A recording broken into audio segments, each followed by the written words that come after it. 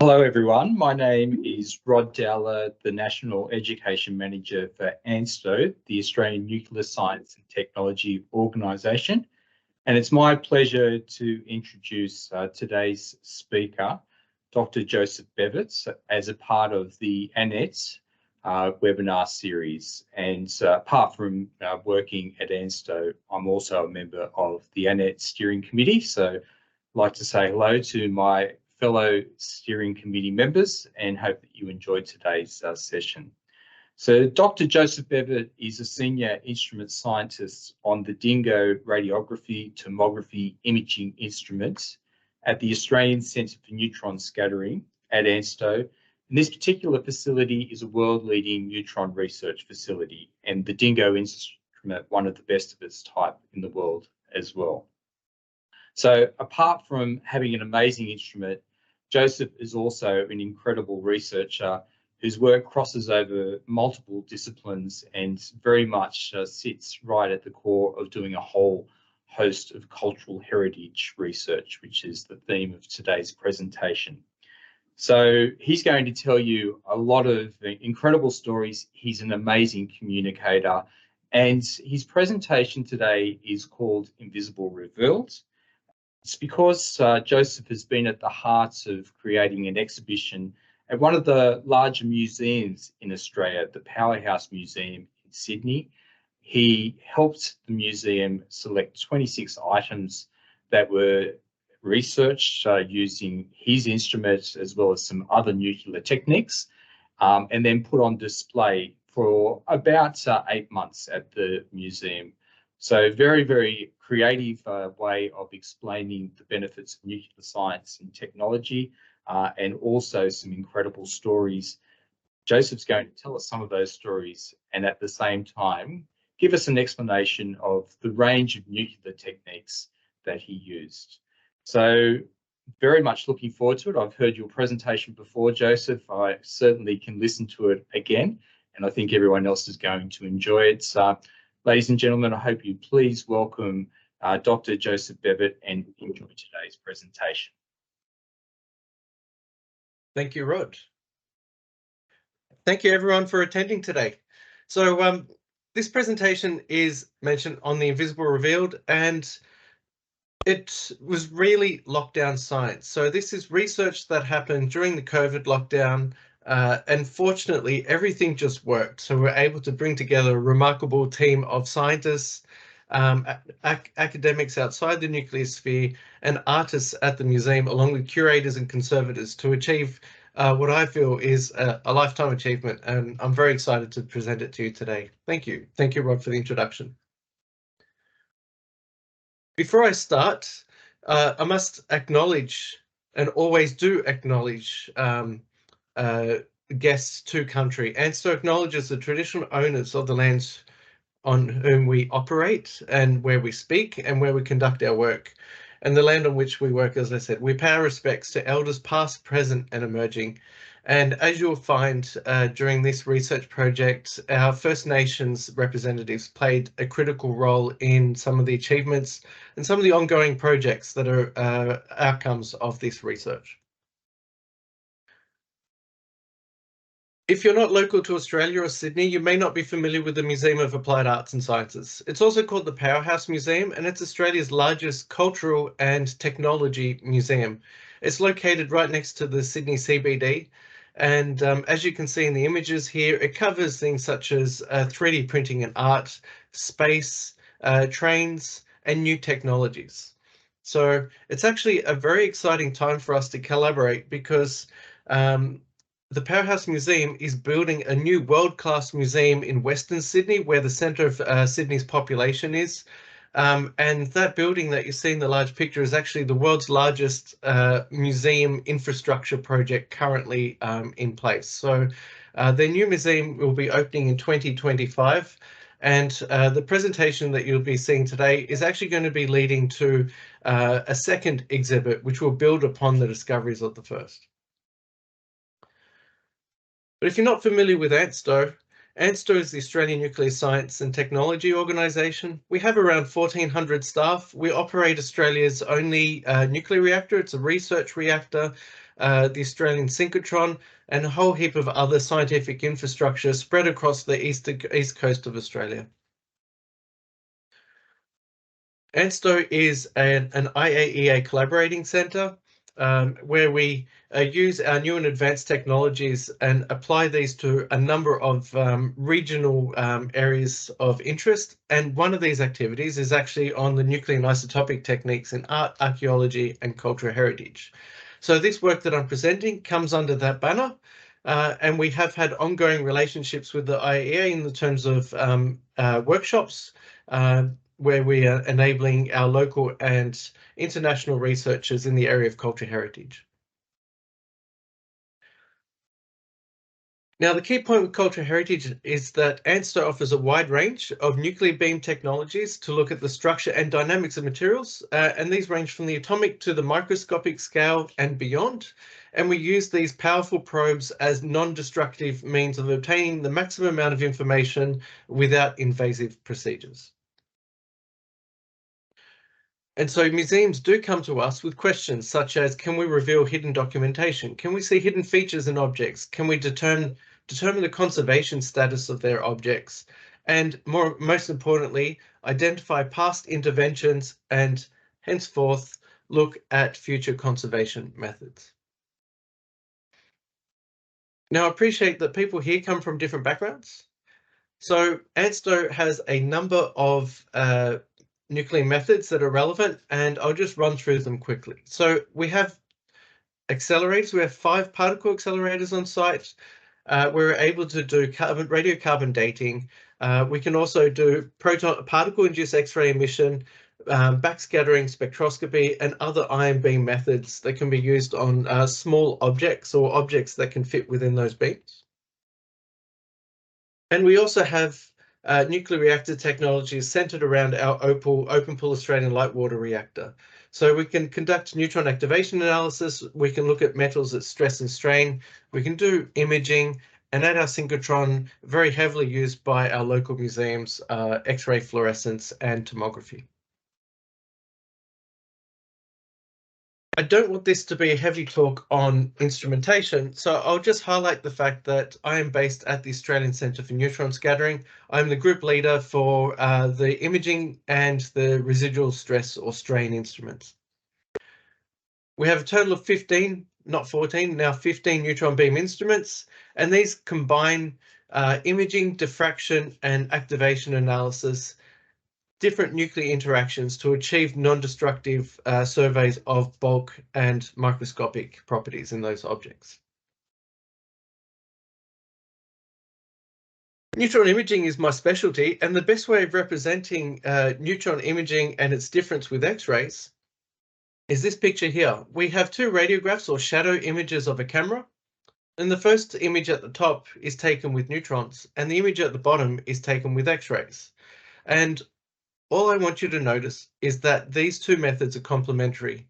Whereas in the bottom image, the X-rays see the overall housing of the camera, and the gadolinium in the lens shows up as very dark because gadolinium is a strong X-ray absorber. Light elements such that build up materials such as the film and battery are invisible. Conversely, with neutron imaging, you see you get complementary contrast. And in particular, on the left and right hand side of that camera, you'll see that the battery and the film are visible, and overall, the metal body of the camera is more transparent. If you're a chemist and like to see the periodic table, the differences are best explained in this way. The greater the number of electrons or the greater the number of protons, the greater the attenuation of X-rays. So the greater the stopping power of those elements. If you look at neutrons, the attenuation is more random, and that means that elements that are not transparent to X-rays, such as lead, are highly transparent to neutrons. Now, before I move on, I just want to make sure that everybody understands the terminology that I'll be working with.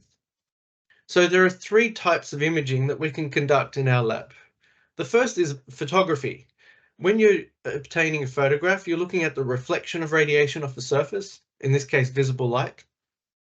When we're talking about radiography, we're talking about a shadow or a two-dimensional image taken as radiation passes through an object. So we're looking through the object. And tomography is a three-dimensional representation of an object where you are looking inside that object.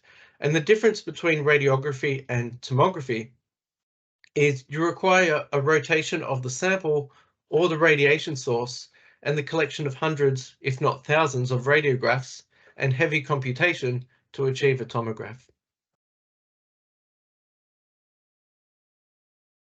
Our lab that I operate in is called Dingo. It sits adjacent to the Opal nuclear reactor, and a typical CT scan takes about 1 day. Our resolution is between 30 and 100 microns, so we can see features smaller than a human hair, and the cultural objects simply sit on a rotation stage and they spin slowly over a number of hours as we pass neutrons through those objects.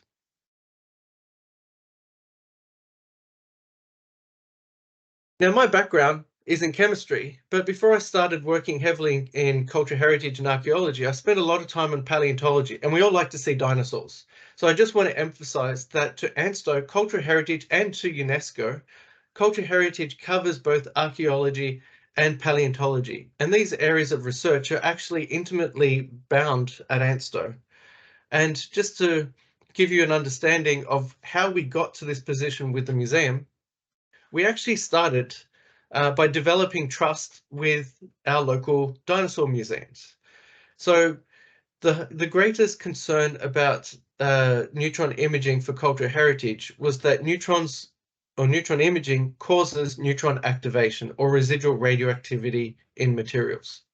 So before we started conducting our cultural heritage and paleontology research programs at ANSTO, that was the biggest concern about local museums. And I must credit the Australian Age of Dinosaurs Museum for being the first museum who came to ANSTO and entrusted us to imaging their precious samples and demonstrating that neutron imaging truly is a non-destructive method of imaging, and samples can be returned in a relatively short time frame unaltered. The first specimens that came to us were actually a box of nodules containing fossils from that dinosaur museum, and they asked us, X-rays cannot reveal the contents of these fossils. Can neutrons be used to demonstrate the penetration and contrast that X-rays can't? And the very first image we got was this. So neutron imaging successfully is able to differentiate limestone from organic animal remains in rock. And again, this is due to the sensitivity to hydrogen that X-rays do not have, coupled with the highly penetrating power of neutrons relative to X-rays in materials such as limestone. And this is a theme that will be played again through with the museum objects. With the Australian Age of Dinosaurs Museum, we've gone beyond just imaging simple materials such as this crab and a rock to actually coupling our neutron and synchrotron X-ray methods for very complex, very large samples to demonstrate, in this case, that ancient crocodiles ate dinosaurs. And this was a discovery that was announced last year. Since that time, we've done a lot of research in the space of paleontology and Australian dinosaurs, and some of our discoveries were featured on Australian coins and postage stamps last year. So, for example, on the right-hand side, there is a coin with an ostrich-looking dinosaur. This was a discovery made at our facility on our beamline, and within 2 years of discovery, that's appeared on a postage stamp and coin. All of these animals that you see in the image have all been through our instrumentation. Now, what do these have to do with the Powerhouse Museum? Well, it was these fossils, and in this case, an early mammal, where we did neutron imaging on this skull and demonstrated that X-rays had no ability to reveal the internal contents. And yet neutron imaging was able to reveal a fossilized brain, soft tissue, and other really interesting biological features that were not visible by other methods. The Powerhouse Museum comes into this in that they saw this image, were excited by the potential for collaboration, and asked us to produce a three-dimensional jigsaw puzzle based on that neutron tomography data and put that on display in one of their collections, temporary exhibits. And this was our first engagement with the Powerhouse Museum a number of years ago. Since that time, we've had ongoing discussions about the potential for collaboration, but again, it was hard to know what types of objects to focus on. In between this jigsaw puzzle display and today, we've had a number of PhD students that have focused on the comparison of neutron and X-ray imaging for looking at the internal contents of wrapped mummies from ancient Egypt. And they've found some really interesting discoveries, such as the first evidence that sacrificed animals were recycled. And this was using a combination of neutron imaging with radiocarbon dating. This student, Carla, also demonstrated the hydrogen sensitivity of neutrons was beneficial to looking at the restoration of cultural objects. In this case, this ancient Greek flask, under neutrons, we were able to see the repairs because anywhere there is adhesive, there is glue, and there is hydrogen that shows up with neutrons. And we could visualize even the sticky tape that was used to hold this object together. Macquarie University student Carla and us continued to refine the neutron imaging process. And I mentioned earlier that a neutron scan traditionally takes about 1 day. Now, the issue with imaging, say in this case, clay tablets for 1 day was that the residual radioactivity meant that we had to hold on to these objects for about 2 months. By refining our instrument, we're able to conduct three-dimensional neutron scans and cut that time down to 20 minutes. And a 20-minute CT scan with neutrons was sufficient to be able to read the inscriptions on these ancient tablets, but also sufficiently short enough that the residual radioactivity dissipated within 3 days, which means it enabled us to conduct research on our neutron beamline in a way that was acceptable to museums, even for objects on display, and enabled us to scan objects and return them in very short periods of time, typically less than 1 week. And finally, to the invisible revealed. The flagship image that you see here was actually a gold watch that we CT scanned from the Powerhouse Museum. And neutrons are able to penetrate through gold through about 4 times the thickness that you can with X-rays. And this is one of the banners that was put up on bus stops and shelters around Sydney. So the concept of the invisible revealed was that the museum wanted to collaborate and show off the world-class facilities that we have at ANSTO and demonstrate how these artifacts were manufactured and how they may be conserved for the future. In total, 45 objects from the museum were triaged. We applied 9 nuclear and synchrotron methods listed here. Again, neutron imaging that I'm talking about was the bulk of the work, but we also applied X-ray fluorescence, gamma spectroscopy, residual stress analysis, and a whole heap of other methods that I just simply don't have time to present in one talk.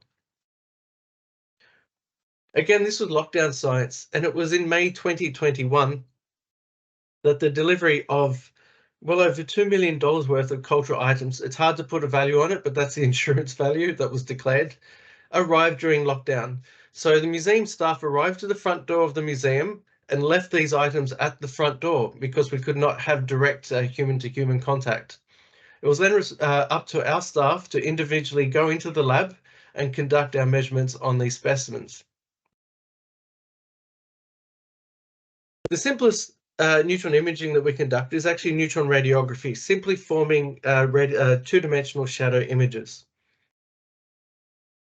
And the problem with museum objects is you can't dictate their size and shape. So for us, the first excitement was with this Tang Dynasty horse, which was 3 times the size of any object that had been imaged at our facility previously. And so this horse was around 1 meter wide and about 65 centimeters tall. We had to modify our instrument to enable its radiographic imaging. And what you see on the right-hand side is the resulting shadow radiograph that was presented on the wall of the museum in full scale. Now I want you to have a look at the head. and notice that within the head, you've got some dark features, and that's adhesive that's been poured into the head to stabilize it during a previous conservation and restoration project. One of the ears is dark, and that's because it's a replacement. And we find that even if replacements are invisible to X-rays, we tend to always see those repairs using neutrons again because of the use of adhesives. And so if you look at the bottom leg of that horse, you'll see its ankle. One of those ankles is dark or black. And again, the same things happen there. There's been a repair to this ancient horse. Now, because we're working with museums, we wanted to challenge our technology. And so we came to an agreement that we would try to couple our radiographic imaging with photogrammetry, which is surface color renderings of three-dimensional objects. And we collaborated with the Expanded Perception and Interaction Centre at the University of New South Wales to merge all of this information together and to develop what's called a digital twin. So in this case, this is just a little grab of Deborah, who's the research manager at the Powerhouse Museum, and one of the university staff who is working to couple our neutron imaging data along with computational methods to develop a movie and immersive environment that could be used for training of future users. The resulting work was to create an animation such as this, which was put on display in the museum, that demonstrates that the process of neutron radiography occurs when neutrons from the Opal research reactor are beamed and pass through the object. Because objects like this are larger than the field of view, we need to translate them in two directions, X and Y in this case, to capture a series of images. Now, I want you to notice and realize that neutron imaging is not simply a case of placing a camera in a neutron beam. Neutrons would destroy the electronics. And so what we have sitting behind the horse is what's called a scintillation screen. A scintillation screen captures neutrons that pass through the object. It absorbs those neutrons and emits visible light. And that light is then reflected 90 degrees off a camera, or off the mirror, and into a scientific camera. We take those raw radiographs, we normalize them to adjust for beam intensity variation, and then each of these images represents a 20 by 20 centimeter square. And just like is done in astrophotography, we couple these images together, and the rest reveals itself.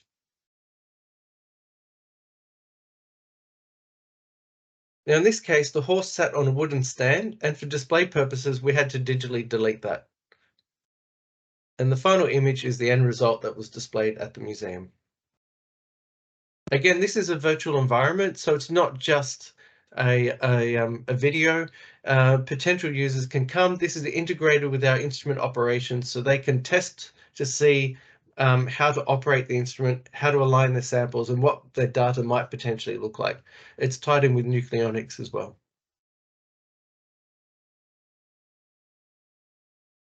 The museum offered us the German cipher machine, the Enigma, to see if we could CT scan the internals, because it's made up of wood, bakelite, which is a polymer, and various metals.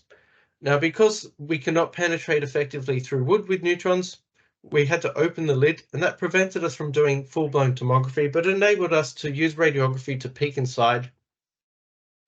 And this gives us the first internal view of an Enigma.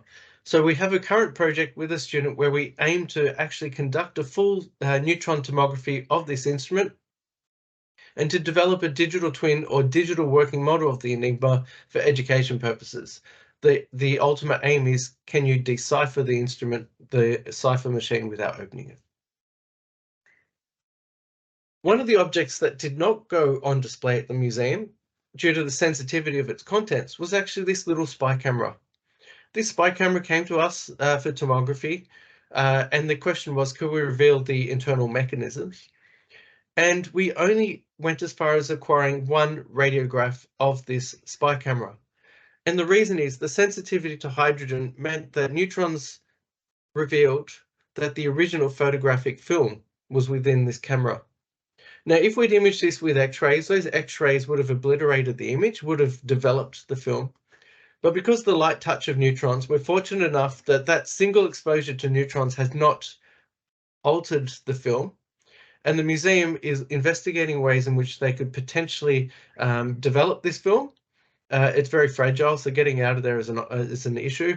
But they believe that this spy camera may contain photos relating to crime scene investigations many, many years ago. Tomography. One of the objects that we're continuing to work on is this ancient Greek statue of Artemis. And the question came to us, can we identify the distribution of pigment within this object? Can we see where the pigment is located and what color that pigment is? Now, we knew that ancient Greeks used beeswax as a binder for pigments. And so it was a very simple process for us to rotate this object in front of our detector and use neutron imaging to reveal the presence of beeswax due to the presence of hydrogen. And on the computer screen on the right, adjacent to the object on display in the museum, you can see those yellow patches that highlight the presence of that beeswax. Now, only last week, samples were taken from that beeswax and X-ray fluorescence microscopy applied to determine that the original clothing, the paint applied to this ancient Artemis statue was red. So we've answered the curatorial question based on our methodologies. Another one of the challenges that the museum put to us was, could we do CT scanning on metallic objects where there were different metals present in those objects? Now, in this case, this was a Curta calculator. This is the world's first mechanical handheld calculator developed in the 1950s, and it's about palm size. And it was actually quite remarkable and very simple, and that when we conducted neutron imaging, the neutrons had sufficient contrast between the aluminium, the stainless steel, the brass, and other metals and alloys present within this calculator. So every color you see there is a separated or segmented metal. So this neutron imaging successfully demonstrated the internal mechanisms and the composition of this object without opening it.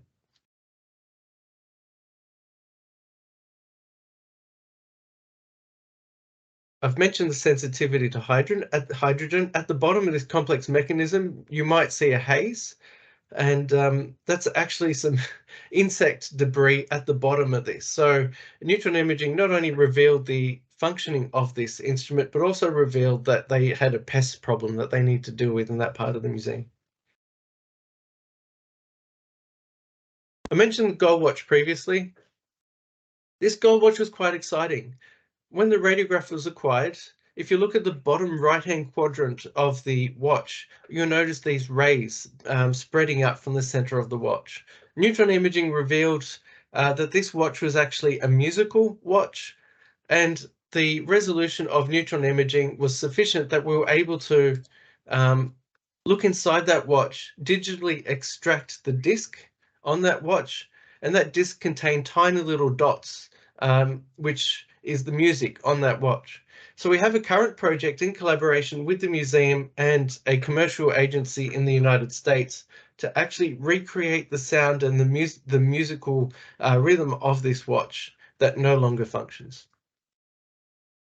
The complex mechanisms were presented in the museum in this format. So again, each of the objects in its own case, and above those objects, we've got the neutron radiography and tomography results.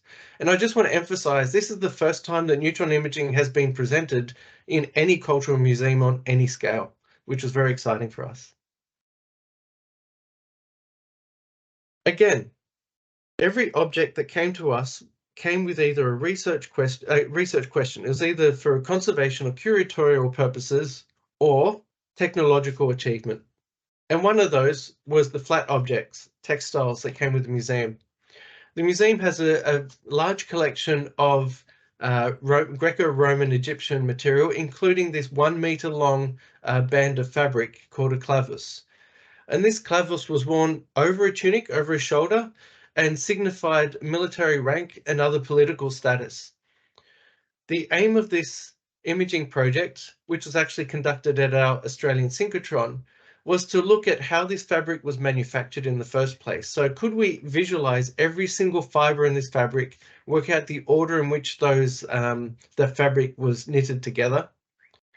And can we visualize very small features in very large objects? So it was technically challenging. Again, this was conducted at our Australian synchrotron in Melbourne, where I also conduct work on dinosaur bones. Dinosaur bones, however, are three-dimensional and regular tomography methods are easily applied. The problem with two-dimensional objects is that you get artifacts.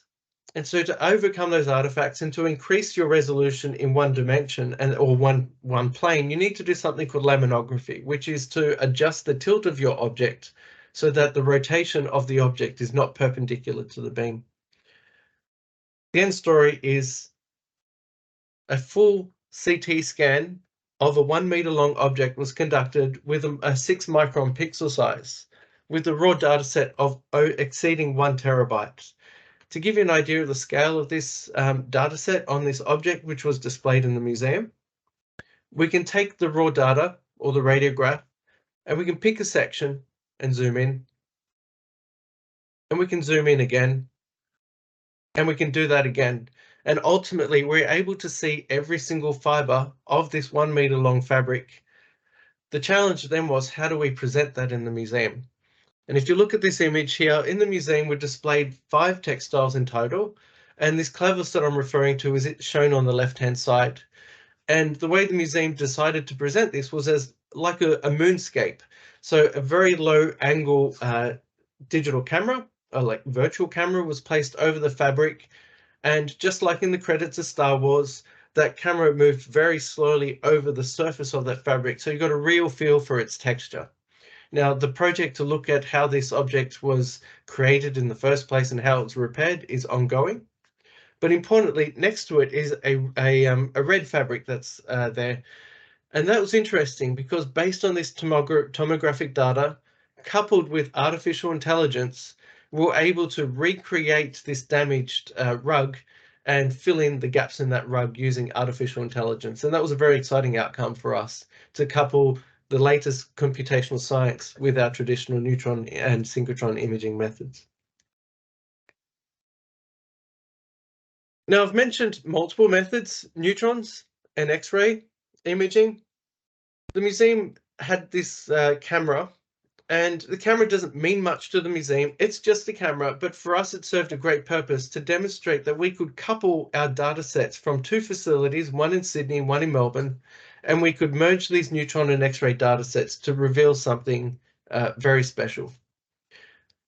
And that is, when you do CT scans, the end data is always grayscale. It's black and white. And so when we CT scan this camera with neutrons, you see that the leather housing around the camera shows up brightly, again, because of the hydrogen content. The aluminium body of the camera is very transparent. You can see the oil around the lens mechanism shows up quite brightly, the lubricant. And this camera had 3 lenses. 2 of those lenses appear bright white because they're made of one type of material, and the lens in the middle appears dark because it's made out of a different type of glass. But again, if I was asked to look at the material composition of this camera, I could not tell you what materials this camera was made out of based on this data. The same applies to X-rays. We imaged this camera at the Australian synchrotron using monochromatic or single energy X-ray beam, and you see different features. You see that the lens system is made of a different metal, it's stainless steel, relative to the body of the camera, which is made up of, in this case, a mixture of aluminium and plastic. X-rays had higher resolution and they were able to resolve the degradation of the plastic body. You could differentiate the lenses in the camera as well. But again, you could not say certain parts of the body were made of aluminium without chemically testing them. So this camera was imaged a 3rd time. So we took 3 CT scans, one with neutrons, one with low energy monochromatic X-rays, and one with a higher energy broad spectrum of X-rays. Each of those data sets was grayscale. We allocated a color to those, red, green, and blue, and then we merged them uniquely into a single data set. Now, the advantage of this method is using the dual or triple contrast of neutrons and dual energy X-ray imaging, we could actually do material identification without opening this object.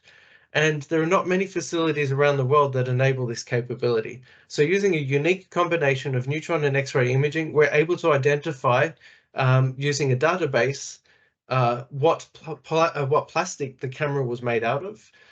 We could confirm that the outer coating was leather and not fake leather, and we could even identify what type of glass each of those lenses was made out of by looking at the triple contrast. And these results were displayed in the museum in this fashion. I've mentioned that neutron imaging or neutron bombardment causes residual radioactivity in materials. And we can actually celebrate that. We can actually use that neutron-induced radioactivity to use neutron activation analysis or gamma spectroscopy to do bulk elemental characterization. So the museum believed it had purchased a fake coin. And this is the coin imaged here. It was purchased at low cost as a potential forgery, but it had the potential to be an authentic Lydian stater. Now, the Lydian stater was one of the world's first coins minted by the Kingdom of Lydia around 600 BC. And these coins were the first official coinage generated or produced by any government. And all coinage since then has been based on that mechanism of trade. Now, I mentioned a potential forgery, and that's because ancient coins are regularly forged or faked using tungsten. Tungsten has a similar density to gold, and so it's a simple matter of creating a blank made of tungsten and then just laminating or coating it in gold. And that's what the museum believed they had. Because of neutron's ability to penetrate through gold, we were able to CT scan this gold coin and verifying that there was no tungsten core, that it was homogeneous, it was made of a single alloy, and the series of bubbles and corrosion within that coin were consistent with gold alloys. So this coin was radioactive for a period of about 5 weeks. And during that time, we were able to conduct a series of neutron activation analyses. And based on the spectra, we were able to verify that the content was about 94% gold and about 6% silver.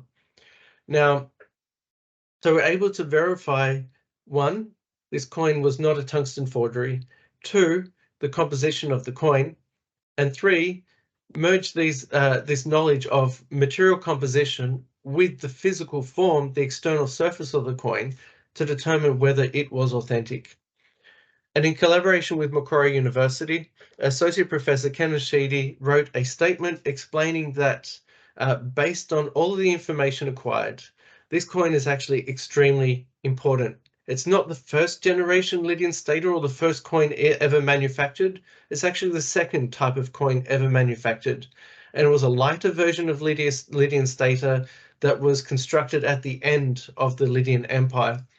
And what's important about this discovery is there are currently only a handful, we believe 4 coins of this form known around the world. And this is the first coin of its type that's been investigated. So this research continues. We've put in a request to access those other coins for complementary research.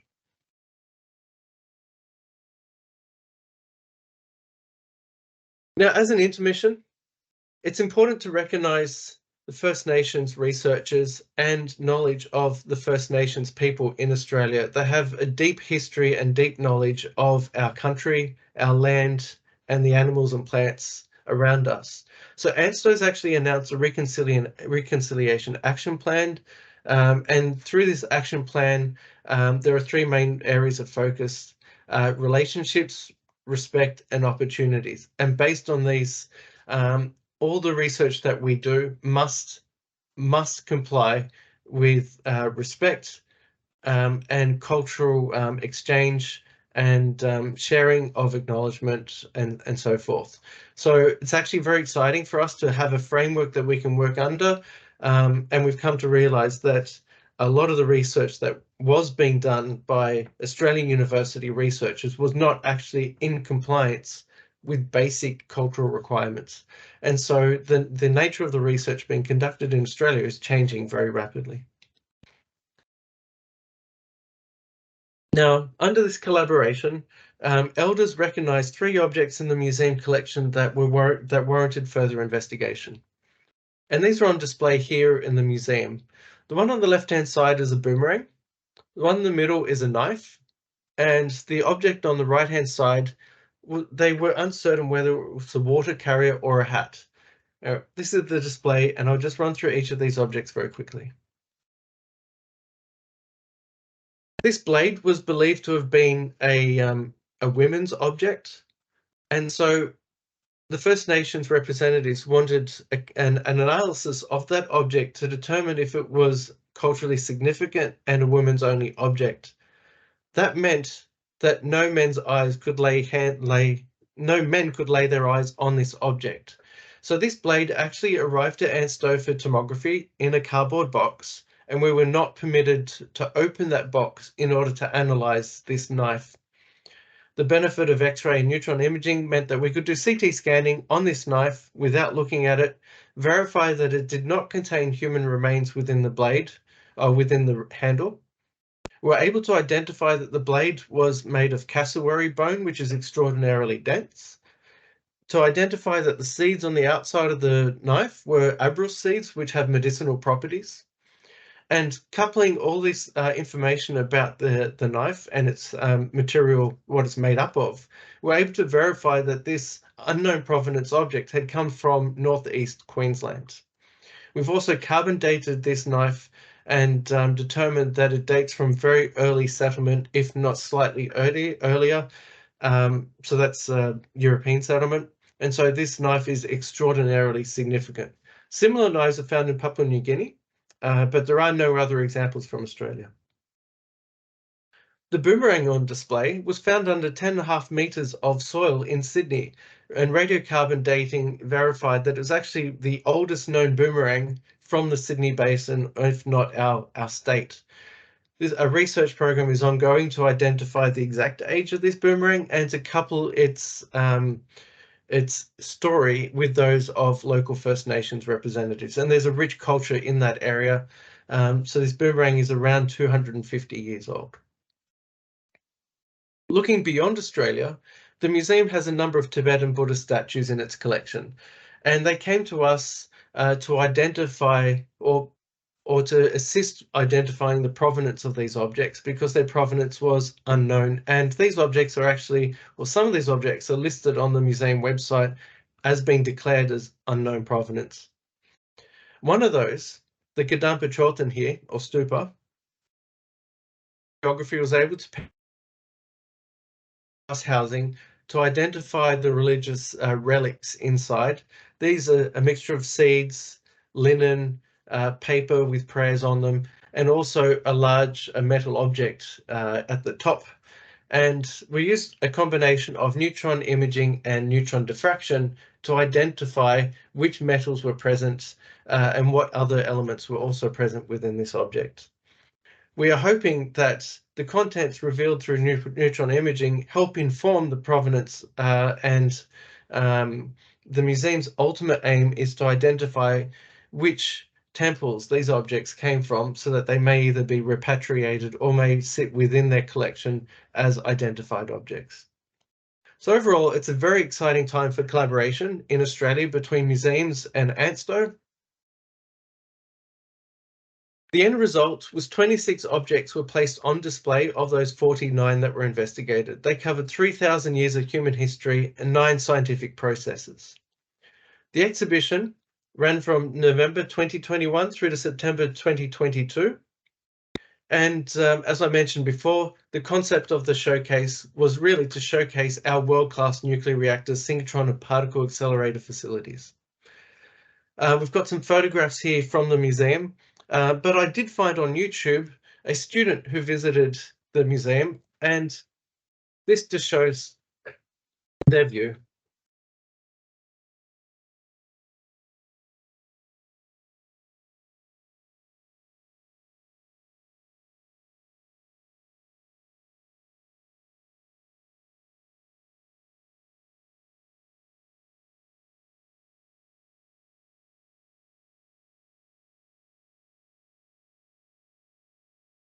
And that's residual stress analysis of katanas.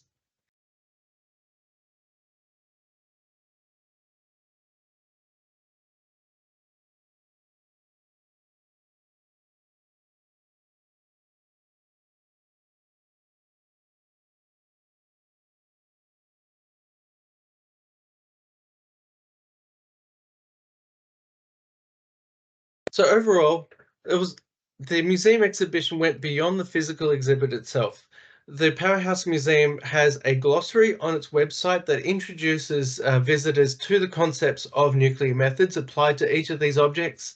For example, on the screen here, you've got particle-induced X-ray emission, showing the corrosion of that wine vessel there. Each of these is available permanently on their website. Coupled with the show, there were late nights where there were interpretive First Nations discussions and dances, tours, public lectures, and other large format displays to celebrate the work conducted at ANSTO. Augmented reality was used as well, so there were a number of QR codes around the museum. If you take a photo right now of this QR code, you could actually produce on your phone an augmented reality version of that statue and have the tomb guardian sitting on your desk right in front of you. Our achievement was celebrated with the Museum and Galleries National Award. We won the Research Award for Museums in 2022 and a number of other awards since then. So it's been a great achievement between the artists and scientists to combine our skills and time to achieve such an outstanding award. The research project and collaboration involved about 20 staff at ANSTO, and again, the same number at the museum. And here we have the list of the main players within our Culture Heritage project at ANSTO. But overall, I must acknowledge the vast number of teams at ANSTO, the Powerhouse Museum, the First Nations representative, and also the staff at the University of New South Wales. And with that, I thank you for your time and open to any questions. Wonderful, Joseph. Thank you very much for, again, a very informative presentation. So I can ask you to stop sharing your screen now, if that's okay. Yeah, and for the audience, can I ask you, because I don't think you can unmute yourself, so questions in the chat, and I know that we did receive one throughout the course of the presentation. So this is a question, basically, how can an international scientist get involved with ANSTO and use some of the instrumentation that you were describing, Joseph?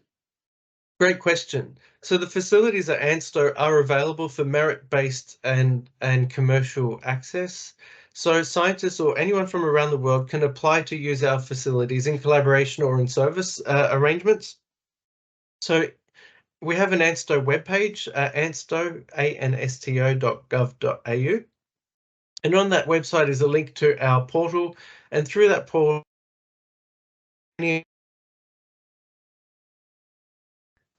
instrumentation through a portal is can be technically challenging. So you are most welcome to use Rod or I or any other ANSTO representative as a direct point of contact. So if you have any questions, you feel free to reach out to me, and I'm happy to guide you through the process of accessing our capabilities.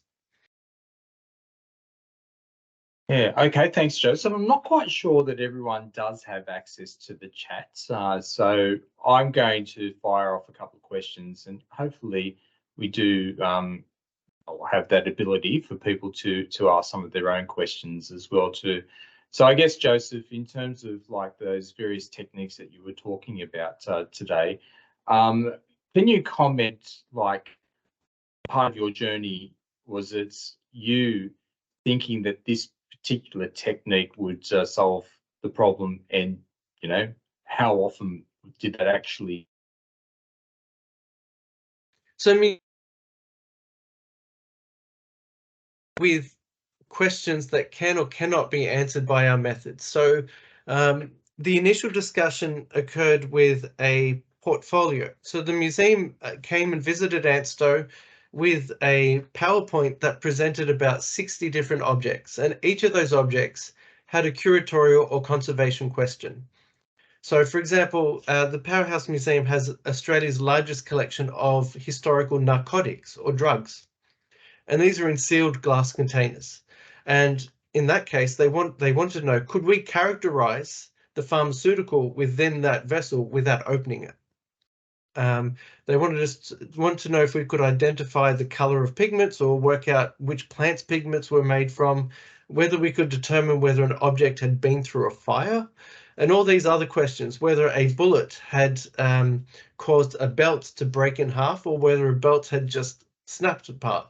So they came to us with a portfolio of questions, and we looked at these objects as material objects, sat down with about 10 scientists, and we thought about these materials from the micro scale to the nanoscale and thought, do we have instrumentation that could answer each of those individual questions? And so when I said we triaged through the objects, that's exactly what we did.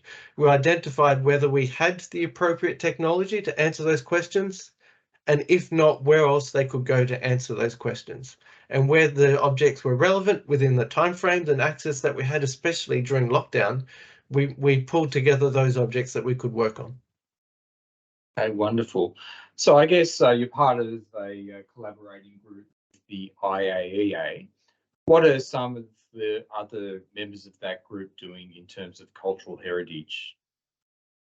You mean at ANSTO or elsewhere? Elsewhere. Good question. I'm only just starting to find out what other groups are working on, but we do know that in Italy there are a number of groups working on ancient leather and looking at the conservation of leather and trying to identify where it came from, particularly from ancient Egypt. So in Turin, there's a very large Egyptian collection, and there's interest in that part of the collection. Again, the types of materials that we learn about are those that are biased towards where our methods work. A visit to Vienna recently showed there's a lot of radiocarbon work happening, in particular around the particular statues from Afghanistan. So there's some very high value, culturally significant lapis lazuli objects that have been appearing on for sale in the market recently, and there are a number of European museums who are interested in purchasing these. And part of the process of potential purchase at auction was to identify the provenance of those objects. So I guess the final examples were there's some efforts on rolled up scrolls and aims to digitally scan and unroll and read ancient scrolls from around the world. And the Italian police ministry is very heavily focused on the repatriation of cultural objects from Italy. And there's been a lot of work in Australia with the Italian authorities to return objects that came with incomplete documentation. So they're the ones that I'm familiar with. In Asia, my colleague Floriana has a large collaboration with researchers in Japan to investigate the manufacture of swords in Japan. And with Jilin University, we're beginning to look at a number of coins, for example. Hope that gives you enough diversity. Okay, fantastic. So a question here, to be able to identify exact type of objects, such as plant seed, do you need to have a large collection of neutron spectrum from natural samples in advance for comparison? That's actually a good question, and relevant to a project we did last week at the Australian synchrotron. So with wood and seeds in particular, we have a microCT instrument at the Australian synchrotron that is able to do 3D imaging on multiple length scales ranging from about 0.3 microns through to about 6 microns. And at that scale, you can see the individual cells within wood and within seeds. Now, to identify a plant or plant tissue such as wood, you need to look at those cells, and that's normally done in thin sections. So they look at 3 axes or 3 surfaces of those cells, and then researchers based at Botanic Gardens have the databases already to be able to analyze the wood or plant material and identify its composition. And so by obtaining that three-dimensional data set, converting it into a format that they're familiar with to make it look like a thin section, they can use their databases to identify them. Now, you've asked plant seeds. ANSTO has a research project on food authenticity, and that's the use of isotopes to determine where plants are grown. So if, for example, tobacco is grown in multiple countries and you want to identify which country that tobacco came from, or coca, like layers in chocolate, cocoa, or in Australia's case, Rod, you might know the answer. What are Kakadu plums? That's it. There is an authentication project to identify the source and verify the source of these native foods and demonstrate that they are in particular grown by natural methods and in Australia. In that case, you do need a database. Yeah, so to explain that, the Kakadu plum, a fairly unusual fruit, but it has 100 times more vitamin C than an orange, so about the same sort of size. So it's one of these types of food that's becoming a superfood in parts of the Western world. So Joseph, I might just ask, because we've talked a little bit about forgeries and food authentication. There's also, good applications using isotopes for tracking illegal trade of wildlife. Have you seen examples of that before? I have not, but I have seen that with fossils and other cultural objects. Okay. So if you've got any comments to add, great. I don't, I'm sorry. I just know of things like ANSTO's had small roles to play with the South African facility, putting various isotopes into the horn of rhinos, and then being able to track where those horns end up. So that type of, I guess, ability to understand if goods are being traded illegally. So another question there, Joseph, would you please explain about timing around getting your images? Sure. So to obtain a radiograph or two-dimensional image with neutrons, the exposures are less than 1 minute. So often 5 seconds to 50 seconds. And the entire process of entering the lab, placing the objects on and getting out with less than 5 minutes. In terms of a CT scan or three-dimensional image of a museum object, the scan process is about half an hour, and the data analysis takes a few hours. So within a day, we can have 20 objects scanned, and within a week have the data processed and handed over to the museum. Okay, great. You've got a nice congratulations comment there. Joseph, I might start to wrap this up, and not only is it incredible research, but you've been able to cut through and reach audiences that aren't normally interested in nuclear science and technology by partnering with a museum, which I think is a wonderful example of being creative and getting a partner to help with that messaging and gets a broader awareness of your type of research. So how hard was it to do? How to find that partner and to get them excited? Do you have any words of encouragement for anyone that's listening and thinking, hey, I'm doing a bit of research, could I do something like this myself? Good question. Not all museums have the same attitude to research. So we find that a number of Australia's major museums are focused purely on the customer service. So that is the exhibitions. And so the best way of breaking into museums, as in research-wise and collaboratively, was to find research programs that result in objects or analysis that could be exhibited on the gallery floor. And so if you breach that topic and demonstrate that your methods are non-destructive, ask those museums what they have interest in terms of conservation, in particular, preserving their material for future, then that really opens the door to enabling collaboration and access to their objects. If you purely go to many museums with, hey, I have these techniques, can I do research on your objects? Those doors remain closed. So you really need to have a conversation with these museums, identify opportunities for collaboration, invite the curators and conservators to your research labs to show how you conduct your work. There are legal conversations that need to be had, so there are liabilities. And so it's essential when liaising with museums that those liabilities are discussed and that everybody's open. And quite often you need museum representatives present during the analysis process as well. So all of that coupled with human expertise and an eagerness to work with each other and celebrate the wins is what's needed. And we're very successful with doing that here in Australia. Okay, wonderful. Well, thank you very much, Joseph, for your time today, and also for doing everything that you do. Amazing work. Also, thank you everyone for taking the time out to watch today's presentation. So a reminder, this is a part of an ongoing series of presentations that are brought to you by ANENT. So we will have more coming up later in the year.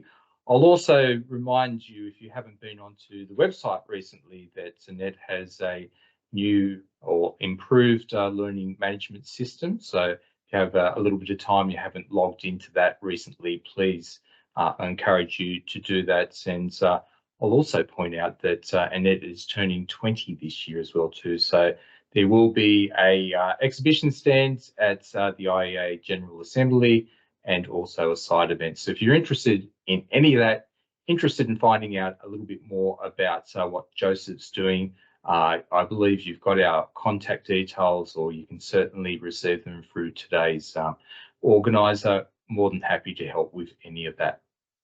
So, saying all that, I think it's been a great session. Thank you for your time, and look forward to seeing you online again at a future event. Thank you, everyone. Thank you.